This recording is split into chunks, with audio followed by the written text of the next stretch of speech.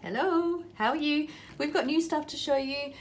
We are starting a range, so each week we'll release a new book and activities to go with it. So this week we have Possum Magic, fits in with Australia Week as well.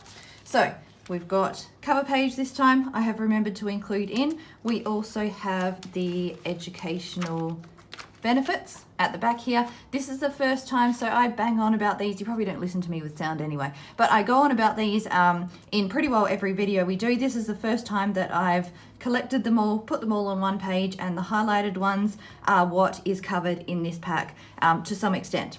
So they cover fine motor skills, gross motor skills, play, literacy, math, science, social, health, and our world. So going back to the activities, the first one, this is just a map of Australia. Just for reference, we've put in the capital cities, so you've got the states as well. Then this one, we are matching the food. So you will need the book or to watch it on YouTube. Yeah, there's, for all the books that I've done, because I needed to research them first before doing the activities, each one has someone on YouTube reading the stories. So don't worry if you don't have it, you can watch it on YouTube with your little one, and they turn the pages as they go. So I'm not going to read the book, you can get someone else on YouTube to do that. That'll make our videos a lot shorter.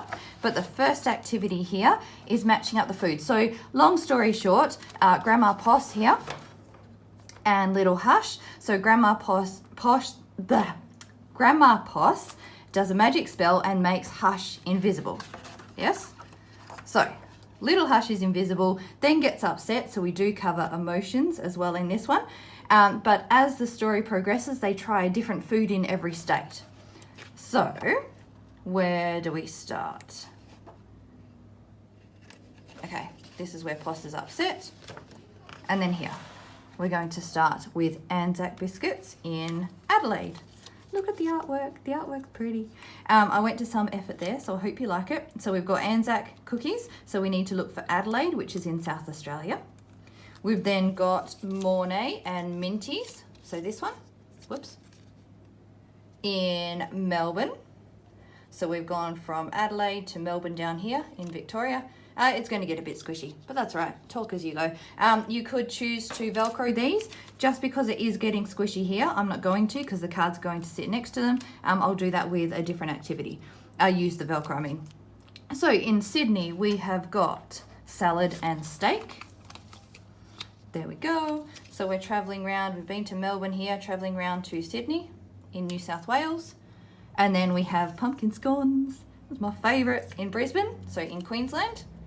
We'll stick that there, and then see what we can find in Darwin, so up in the Northern Territory. What does she find there? A Vegemite sandwich.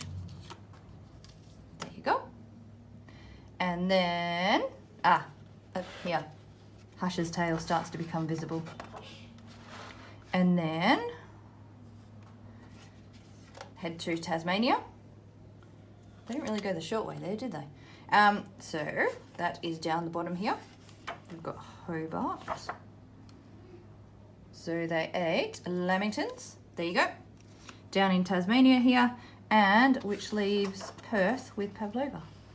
Or did I miss that from the beginning? No, there we go. No, I did miss that from the beginning. Where's our Pavlova? There we go. Perth. We went there first and ate Pavlova. There we go. So we didn't go the long way around. We went from, where did we start?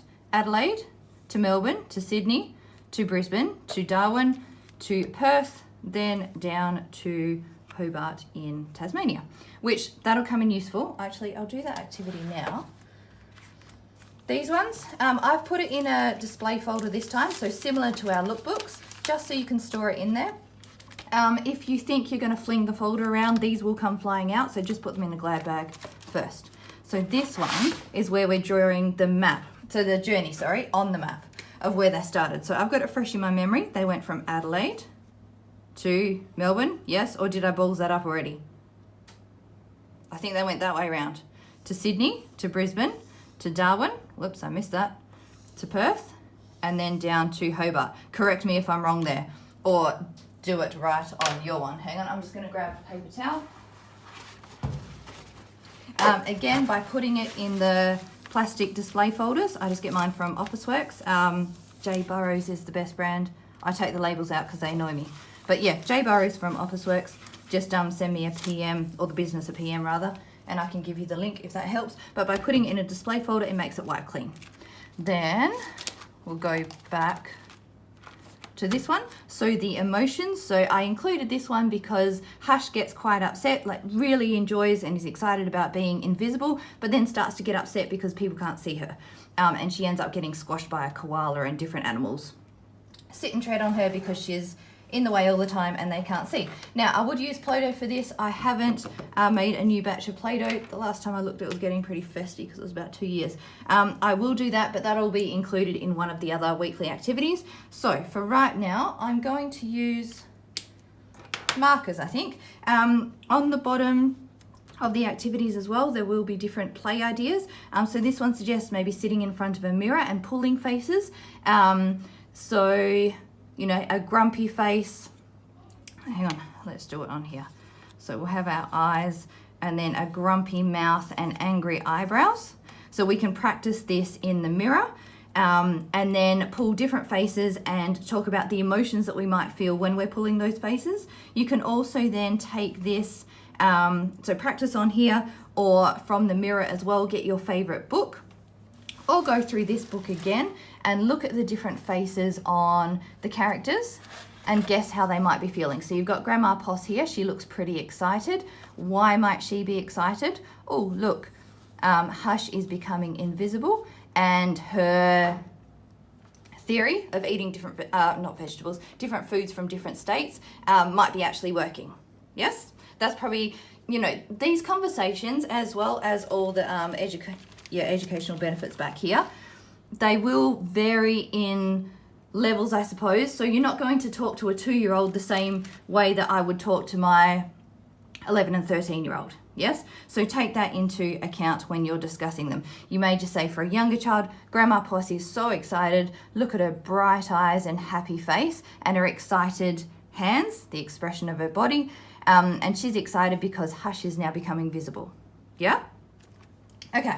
So, different emotions on there. If you wet the cloth, it will come off a bit better. I just didn't. That's just a dry paper towel. This one, I will use Velcro for this one because this is a sequencing activity, so comprehension then comes in. Whether your little one has actually understood the story, you can then go back, as I did when we did this food map activity, and read it again and sequence the different foods. Oh, that was my spare one. There we go. So we've got our Anzac cookies. I remember they were first. We then had, where did we go? We went to Victoria next. Steak and salad was in Sydney. Lamingtons was in Hobart, so that was last. Pavlova was before there in Perth. So it was these ones. Vegemite was Northern Territory, I'm pretty sure. So that would go there.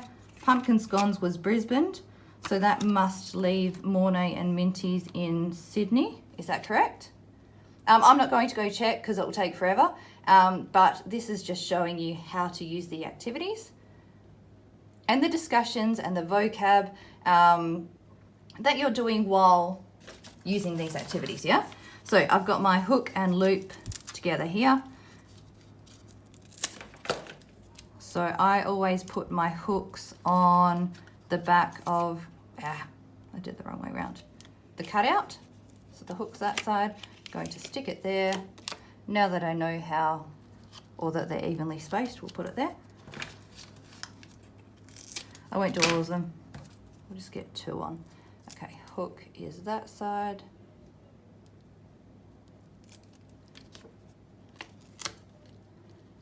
There we go. By using the hook and loops, the Velcro dots, you then don't need to put it inside the activity here. I am going to, for mine, because I don't want them mixed up, I'll finish these off later. Okay, so we've done the map. This one is matching the opposites. This is cute. So we've got all Australian animals here. There's, I think, 7 different sets. And again, you can use the hook and loops for these if you want to. I've given you this page as a background. Otherwise, you don't have to bother printing that one if you don't want to, if you just want to use these on the table, which I might do now actually. I've got a lot going on in front of us here. There we go. All right, so up. My koala is up in the tree, so I need to look for something down on the ground. And again, having those discussions, saying your thoughts out loud is going to help your little one process and then understand these concepts of up and down. We've got prickly and soft.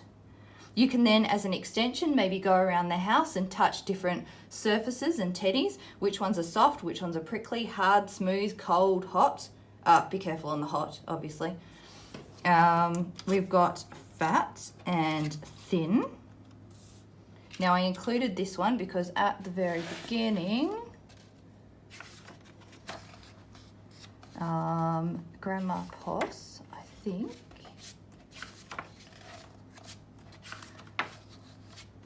It's in here somewhere. Just those opposites and descriptive words.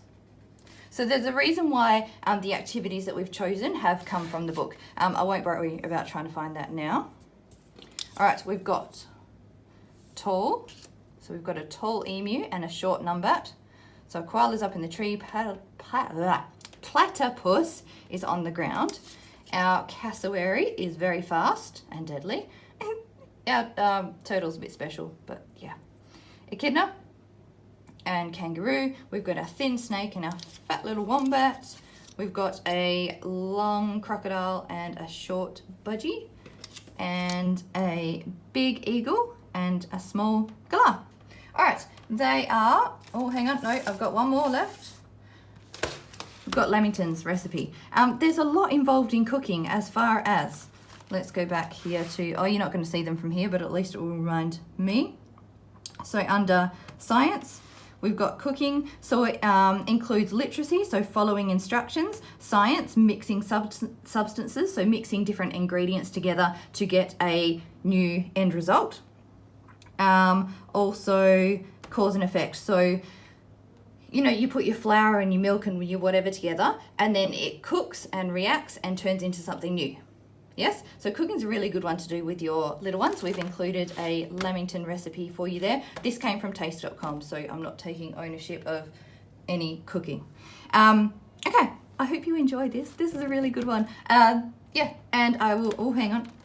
This is what's coming next. I'm Australian too, another Mem Fox one. It's a good one. I just can't find the book at the moment, but by the time you see the video, I will have the book and the activities all sorted. All right, talk to you soon. See ya.